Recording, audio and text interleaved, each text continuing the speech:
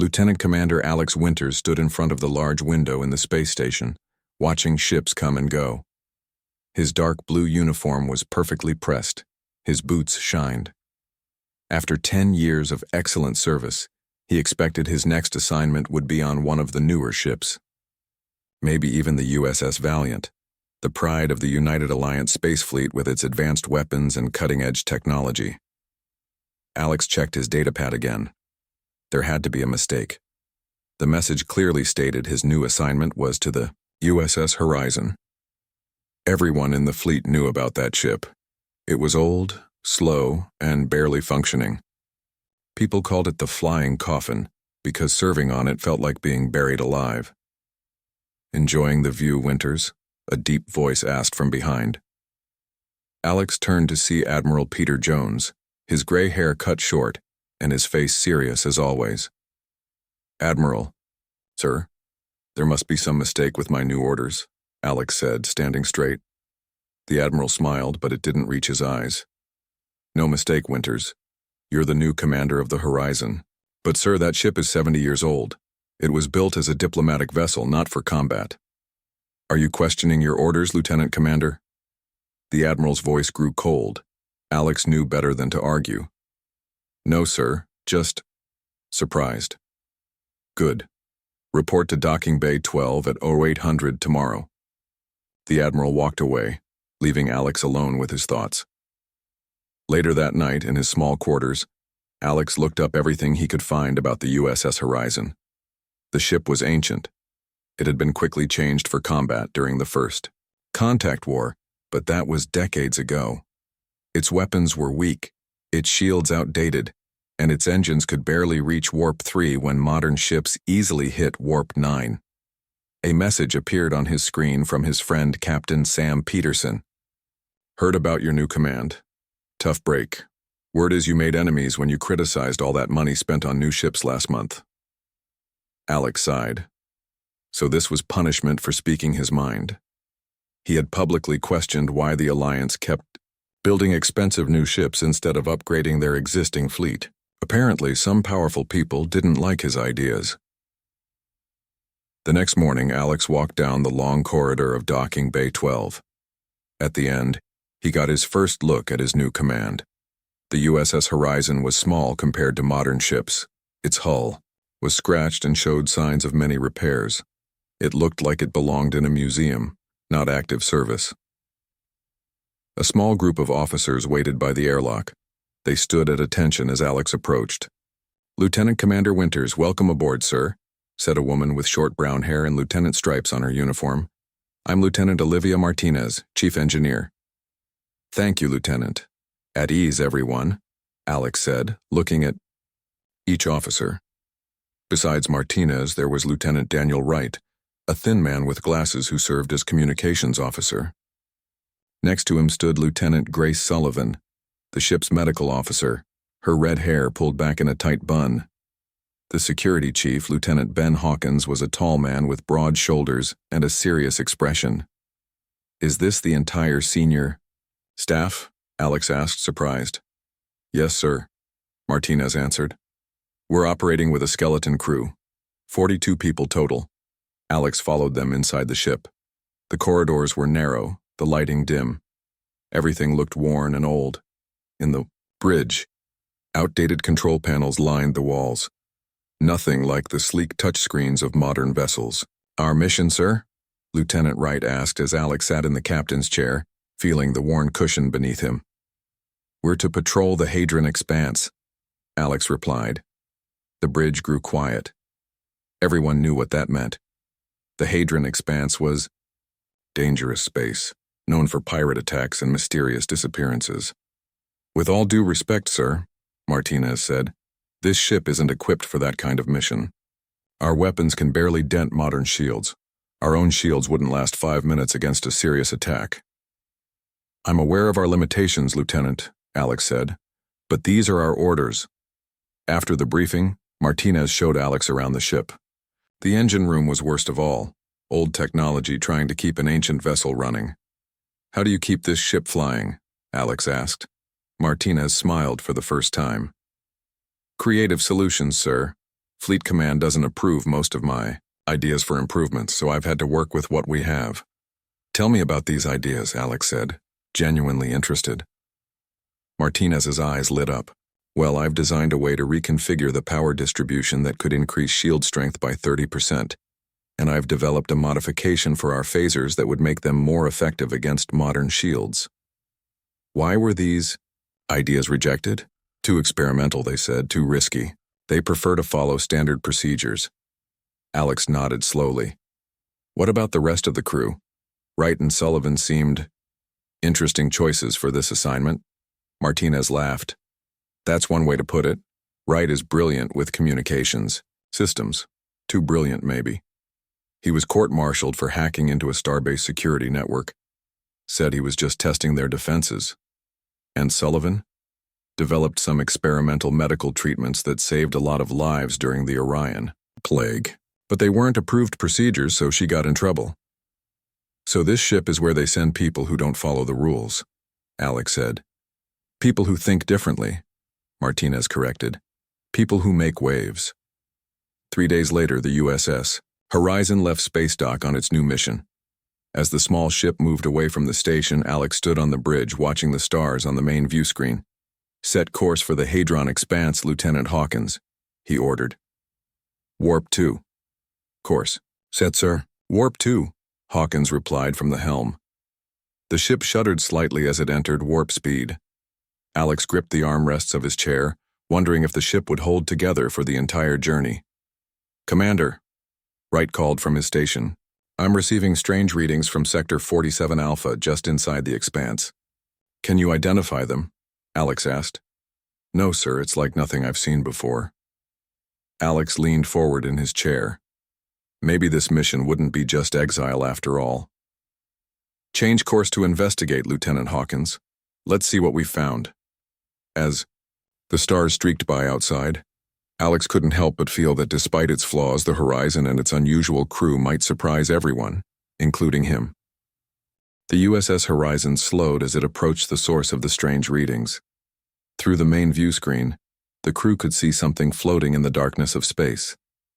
It was a large structure, roughly circular in shape, with odd angles and extensions jutting out from its center. Scan it, Alex ordered, standing up from his chair for a better look. Lieutenant Sullivan checked her readings. It appears to be some kind of space station, sir. No life signs detected. Power levels are minimal but present. The design doesn't match anything in our database.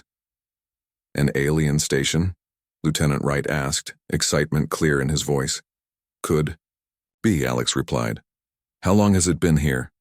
Lieutenant Martinez studied her console. Based on the drift pattern and accumulated space dust, I'd estimate at least a few hundred years. Sir, Lieutenant Hawkins cut in, Fleet protocol states we should report this discovery and wait for a research vessel. Alex knew Hawkins was right. The proper procedure would be to call for backup and wait days or even weeks for a specialized team to arrive. But he also knew what would happen next. The credit for the discovery would go to some admiral's favorite officer, and the crew of the Horizon would remain forgotten on their patrol route. I'm aware of protocol, Lieutenant, Alex said, but we're the only Alliance ship in this sector. It's our duty to investigate potential threats or opportunities. Alex turned to the crew. Martinez, Wright, Sullivan, you're with me. Hawkins, you have the bridge. Hawkins looked like he wanted to argue but nodded stiffly. Yes, sir. 20 minutes later, Alex and his team were in the shuttle bay putting on spacesuits. The old suits were bulky compared to modern ones, but they would keep the team alive in the vacuum of space. Remember, Alex said as they prepared to board the small shuttle, we stay together. We don't touch anything without scanning it first. This is just reconnaissance. The shuttle ride was short. As they approached the station, they could see it was even larger than it had appeared from the ship. Metal panels, some missing or damaged, covered its exterior. No markings or symbols were visible. There, Martinez pointed. What looks like an airlock on the lower section. Alex guided the shuttle toward it. The team docked successfully and prepared to enter the alien structure. Atmosphere readings? Alex asked as they stood by the airlock. None, Sullivan replied. The station is in vacuum. Temperature is -100 degrees Celsius.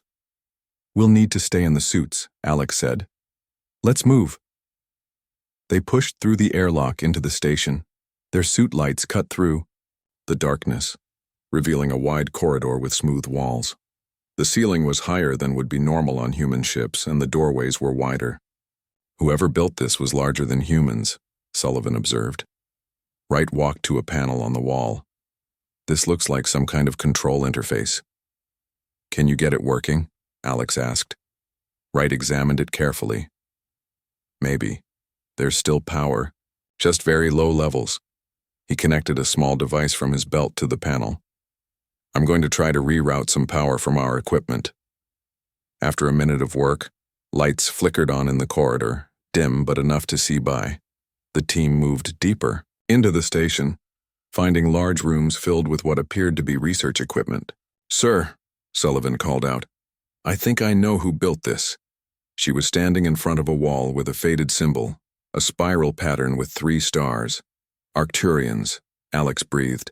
Everyone knew about the Arcturians, an ancient species said to have achieved incredible technological advances before mysteriously disappearing thousands of years ago. Most people thought they were just legends or at best extinct.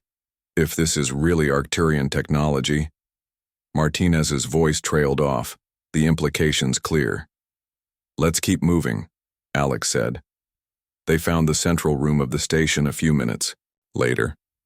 Inside was what looked like a laboratory with equipment scattered around and strange devices lining the walls. In the center stood a large console with a glowing blue crystal suspended above it. This is still active, Martinez said, scanning the console. It's some kind of integration system. From what I can tell, it was designed to enhance existing technology rather than replace it. Wright had managed to access some kind of database. According to these logs, the Arcturians didn't believe in constantly building new technology. They specialized in improving what already existed, making it more efficient, more powerful, exactly what the Alliance refuses to do, Alex said quietly. Sullivan moved closer to the central console. The crystal seems to be the power source. It's been running for centuries, maybe longer. Alex's communicator beeped. Commander, Hawkins's voice came through, tense and urgent. We're picking up a distress signal from the mining colony on Helios IV. They're under attack by Krell raiders. Alex felt his stomach drop. The Krell were vicious pirates, reptilian beings known for their overwhelming numbers and advanced ships. A mining colony would have minimal defenses. How far? He asked. 2 hours at maximum warp, Hawkins replied. Are there any other Alliance ships in range? Negative, sir. The nearest ship is the USS Defender, but it's 10 hours away at best. Alex looked at his team, seeing the same realization on their faces. The Horizon was the only hope those colonists had, but against Krell raiders the old ship would be destroyed in minutes. We're heading back, Alex told Hawkins. Prepare the ship for maximum warp. As they hurried back to the shuttle, Martinez grabbed Alex's arm. Sir, we can't fight Krell raiders. Not in the Horizon. We can't abandon those colonists either, Alex replied. I'm not saying we should, Martinez said. I'm saying we need an advantage. She looked back at the laboratory. This Arcturian technology, it's designed to enhance existing systems. If we could adapt some of it to the Horizon in 2 hours, that's impossible, Wright said. Not if we work together, Martinez insisted. The integration system is modular. We could focus on weapons and shields. Alex knew it was against every regulation in the book. Interfacing alien technology with Alliance systems could have unpredictable results.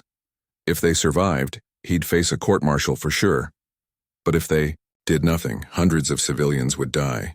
Load as much as we can carry onto the shuttle, he ordered. We have 2 hours to make this work. As they rushed to gather the equipment, Alex's mind raced with possibilities. The Horizon was considered the weakest ship in the fleet, but perhaps, with Arcturian technology, they could change that. For the first time since taking command, he felt a spark of hope. Back on the USS Horizon, the mood was tense. The crew rushed to integrate the Arcturian technology with their ship's systems before they reached the mining colony. The engine room was crowded with officers and engineers working frantically. This goes against at least 15 Alliance regulations, Lieutenant Hawkins protested as he watched Lieutenant Martinez connect alien crystals to the ship's power core. Note your objection in the log, Alex said firmly. Then help us or get out of the way. Hawkins frowned but stayed to help. Despite his by-the-book attitude, he wouldn't abandon his crew. Martinez worked quickly, her hands steady as she attached the blue crystals to the ship's main power system. The Arcturians designed their tech to adapt to whatever it connects with, she explained. These crystals don't just provide power, they optimize the existing systems. Wright was at another station, connecting smaller devices to the weapons console. I'm routing the integration modules to the phaser array, he said. If this works, our weapons will analyze enemy shield frequencies automatically. Sullivan was helping too, using her medical knowledge to understand the biological interfaces of the Arcturian tech. These components seem to learn and grow based on use, she noted. They're almost like living tissue. As they worked, Alex moved between stations, checking progress and helping where he could. The clock was ticking. They had less than an hour before reaching the mining colony. Sir, a young engineer called from across the room. Power levels are rising across all systems. Alex looked at the main display. The power readings were climbing rapidly, far beyond what the Horizon's old core should be capable of producing. Is it stable? He asked Martinez. She checked her readings, eyes wide with surprise. Yes, sir. The Arcturian crystals aren't just adding power, they're making the core more efficient. We're seeing at least 300% increase in output. What about weapons? Wright grinned. The phaser array is showing similar improvements. According to these readings, our single-weak phaser could now punch through modern shields like they're paper. And that's not all, Sullivan added. The ship's old diplomatic communications array. I've been able to repurpose it using Arcturian tech. It can now scan and interface with other ships' computer systems. You mean it can hack them? Alex asked. Sullivan nodded. Precisely. Sir, Hawkins called from another console. Engine efficiency is up by 400%. We could hit Warp 7 now, maybe even Warp 8. Alex couldn't believe what he was hearing. In just under an hour, the crew had transformed the Horizon from the weakest ship in the fleet to something extraordinary. The question was, would it be enough? 10 minutes to the Helios mining colony, Hawkins announced from the helm. Alex sat, in the command chair on the bridge, his crew at their stations. The familiar consoles looked the same, but the readings they displayed were unlike anything he'd seen before. Status report, he ordered. Weapons ready, Wright replied. Shield, strength at maximum, 3 times normal capacity. Engines operating at peak efficiency, Martinez added from her station. Communications array ready for electronic warfare, Sullivan said. Alex nodded. Take us out of warp on the edge of the system. Let's see what we're facing before we engage. The stars stretched back to normal as the horizon dropped to sublight speed. On the view screen, they could see the Helios colony in the distance, a collection of domes and structures on the planet's rocky surface. 3 ships were in orbit around the planet, firing at the colony's weak shields. Krell warships. Hawkins. Confirmed. Heavy cruiser class. Each one carries twice our normal firepower and has crews of at least 100. Alex studied the enemy ships. They were sleek, aggressive vessels with reptilian styling, the kind of modern ships that would normally destroy the Horizon in seconds. They haven't spotted us yet, Wright observed. Good, Alex said. Let's use that advantage. Sullivan, can you access their systems from here? I can try, she replied, fingers moving across her console. After a moment, she smiled. I'm in. Their security is good, but the Arcturian interface is better. I have access to their navigation systems. Right, target the lead ship. Let's see what our new weapons can do. Target locked, Wright confirmed. Alex took a deep breath. Fire. A beam of energy, brighter and more focused than their old phasers had ever produced, shot from the Horizon. It struck the first Krell ship directly on its shield. For a split second, nothing happened. Then the beam punched through, cutting a clean line across the enemy ship's hull. The Krell vessel rocked violently, secondary explosions erupting along its side. "Direct hit," Wright reported, his voice excited. Their shields failed instantly. On the view screen, they could see the damaged Krell ship trying to turn toward them, but its movements were sluggish. "They're powering weapons," Hawkins warned. "Sullivan, now would be a good time for that electronic warfare," Alex said calmly. Sullivan's fingers flew across her console. "Sending false navigation commands. Now." The second Krell ship suddenly changed course, turning sharply and accelerating, directly, toward a nearby asteroid. The crew watched as the pirate ship tried to correct its course too late. It struck the asteroid at high speed, the impact tearing through its hull. The third Krell vessel, seeing what had happened to its companions, began to turn away. "They're trying to run," Hawkins said. "Not today," Alex replied. "Martinez, full power to engines, intercept them." The horizon leaped forward with a surge of speed that pressed them all back in their seats. The old ship, once the slowest in the HFY fleet, now moved like a predator, quickly overtaking the fleeing Krell vessel. "Within weapons range," Wright announced. "Target their engines," Alex ordered. "Fire." Another burst from their enhanced phasers struck the Krell ship's engine section. The pirate vessel went dark, drifting in space. "All 3 enemy ships disabled," Hawkins reported, his voice filled with disbelief. "No damage to the horizon." The bridge fell silent as the crew processed what had just happened. Their ancient, outdated ship had just defeated 3 modern warships without taking a single hit. "Sir," Sullivan called from her station, "I'm receiving a transmission from the mining colony. They're thanking us." Alex smiled. "Tell them we're glad we could help." The mood on the ship had completely changed. Faces that had been resigned and bitter now showed pride and excitement. The crew moved with new energy, checking systems and securing the ship with enthusiasm. Later, as Alex sat in his quarters writing his report, Martinez came to see him. "The power levels have stabilized," she reported. "The Arcturian tech is fully integrated now. It's like the ship has evolved." "What we did today was impressive," Alex said. "But Fleet Command won't be happy we used alien technology without authorization," Martinez smiled. "Maybe not, but they can't argue with the results. We saved that colony when no one else could." Alex nodded slowly. "True, but I have a feeling this is just the beginning. The Alliance has hundreds of ships like the Horizon, old vessels scheduled for decommissioning. Imagine if they were all upgraded with Arcturian tech. It would change everything," Martinez agreed. "The entire balance of power in the galaxy." As they spoke, the Horizon continued its journey back to Alliance space, no longer the weakest ship in the fleet, but perhaps the most powerful. And deep within its systems, the Arcturian technology continued to learn, adapt, and grow. News of the Horizon's victory spread quickly. By the time they reached Alliance space, every ship in the fleet had heard how the oldest, weakest vessel had defeated 3 Krell warships without taking a single hit. Some dismissed it as wild rumors. Others demanded to know how it was possible. As they approached Alliance headquarters, a massive space station orbiting Earth, Alex received a direct message from Admiral Jones. "Report to my office immediately upon docking," the message read. No congratulations, no acknowledgement of their success, just a simple order. "They don't sound happy," Wright observed as Alex shared the message with his senior officers. "They're not," Alex replied. "We broke about 20 regulations, using alien technology, altering ship systems without authorization, engaging enemy forces when outgunned, saving hundreds of lives," Martinez added firmly. "Don't forget that part." Alex nodded. "Regardless, be prepared for questions.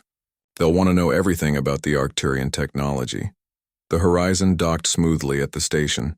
As the crew disembarked, they noticed a team of engineers and security officers waiting nearby, clearly ready to board their ship. "Looks like they're not wasting any time," Sullivan whispered. Alex and his senior officers were escorted directly to the top level of the station where the Admiral's office was located. They passed through long corridors lined with windows showing Earth below, blue and peaceful. Admiral Jones was not alone in his office. 5 other admirals sat around a large table, their faces serious. Alex recognized them all, the highest-ranking officers in the Alliance fleet. "Lieutenant Commander Winters," Admiral Jones said, his voice cold. "You and your crew have some explaining to do." Alex stood straight, his officers beside him. "Sir, I take full responsibility for all actions taken during our mission. My crew was following my orders." One of the other admirals, a woman with silver hair, leaned forward. "Tell us about this Arcturian technology you discovered." For the next hour, Alex and his team explained everything, finding the abandoned station, understanding the purpose of the Arcturian integration system, and how they had applied it to the Horizon systems. Martinez provided technical details, Wright explained the weapons improvements, and Sullivan described the communications adaptations. As they spoke, some of the admirals began taking notes, their expressions changing from anger to interest. "You're telling us," said a younger admiral at the end of the table, "that you turned a 70-year-old diplomatic vessel into something that could defeat 3 modern Krell warships?" "Yes, sir," Alex replied. "The Arcturian approach to technology is fundamentally different from ours. They believed in enhancing existing systems, rather than constantly replacing them." Admiral Jones tapped his fingers on the table. "You do realize you violated direct orders?"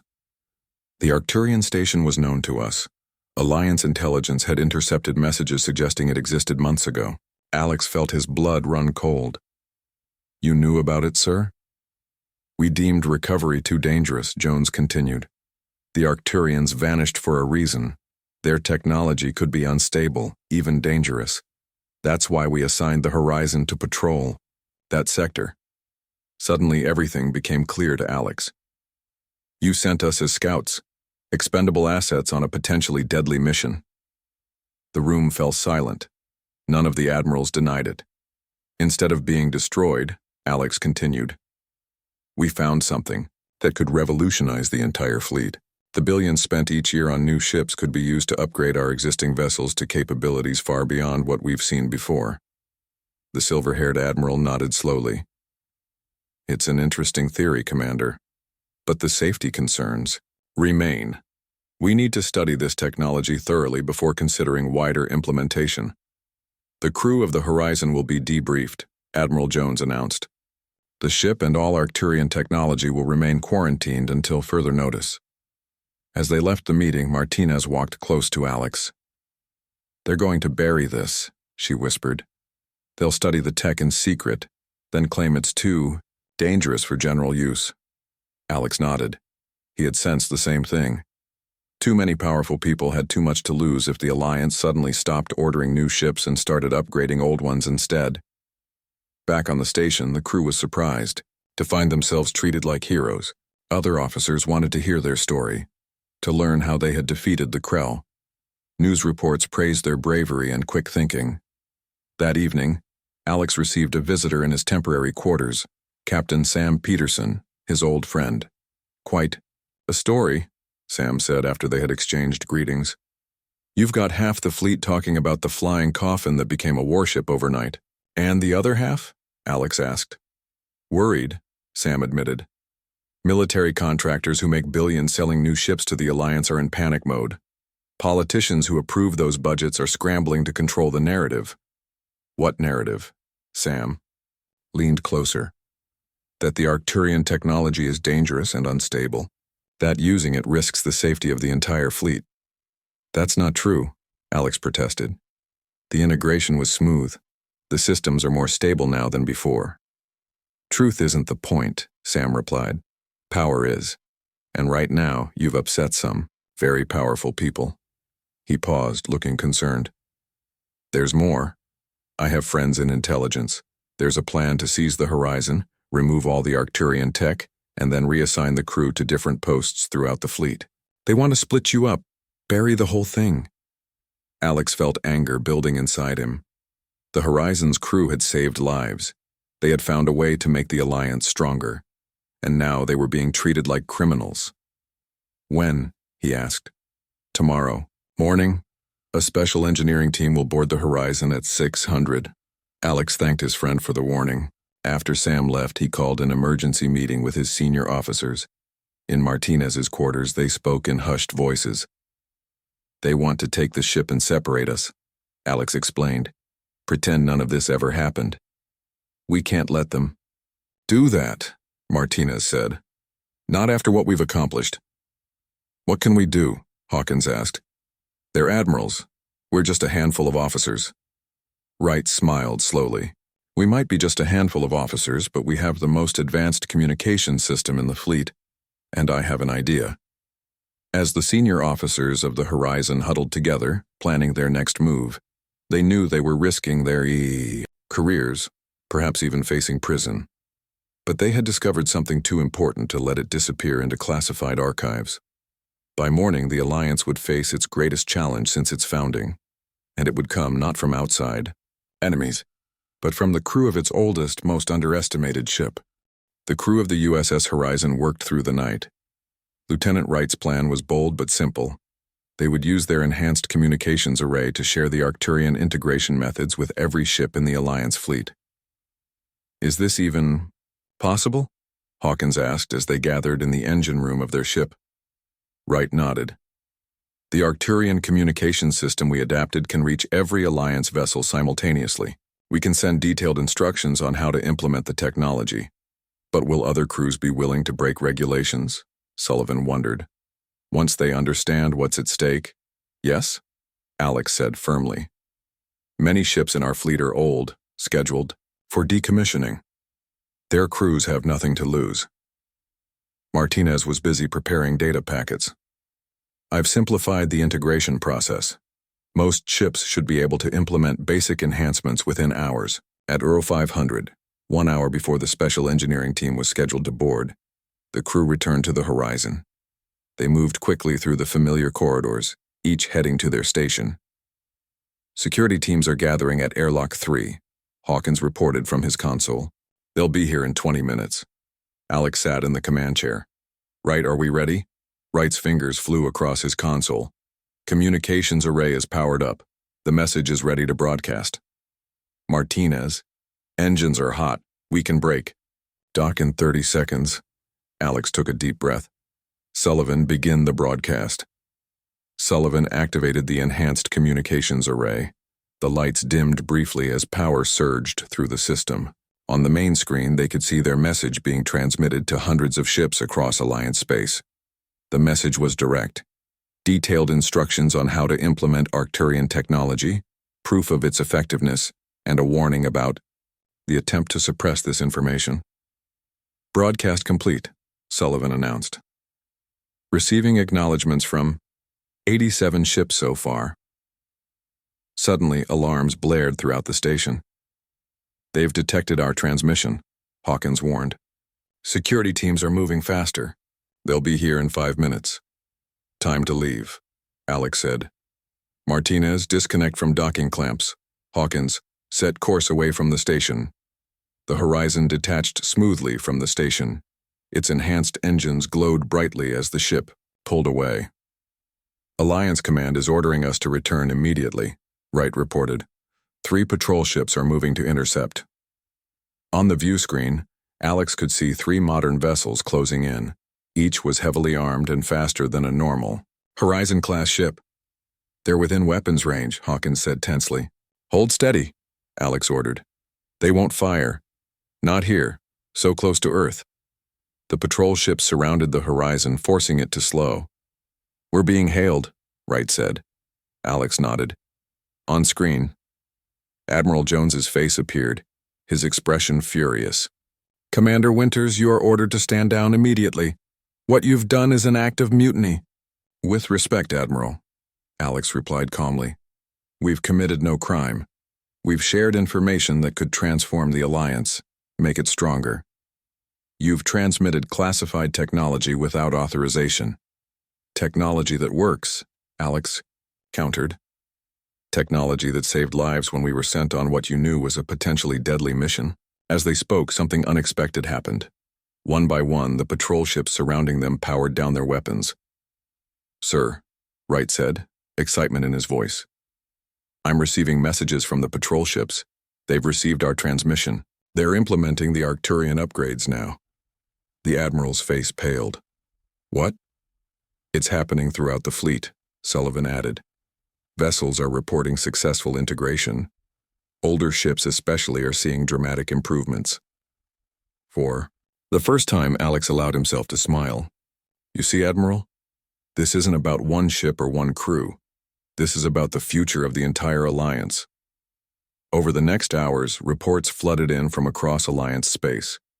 Old ships, once considered obsolete, were suddenly showing power readings that matched or exceeded the newest vessels in the fleet. Crews that had been overlooked and forgotten found themselves commanding ships with extraordinary capabilities. 3 days later, as the Alliance Council debated what to do about the situation, alarms sounded throughout Earth orbit. A massive Krell fleet had entered Alliance space, the largest attack in history. In the command center, admirals and officials watched in shock as the enemy fleet approached. There was panic in the room. The Krell had brought hundreds of ships, far more than intelligence had predicted. Our newest vessels are still days away, one official reported. We only have about 50 ships in position to defend. Admiral Jones looked grim. Many of those are older vessels. They won't stand a chance. Just then, Lieutenant Wright entered the room. Though he and the other Horizon officers had been under house arrest, they had been brought to the command center to explain exactly what they had done to the fleet.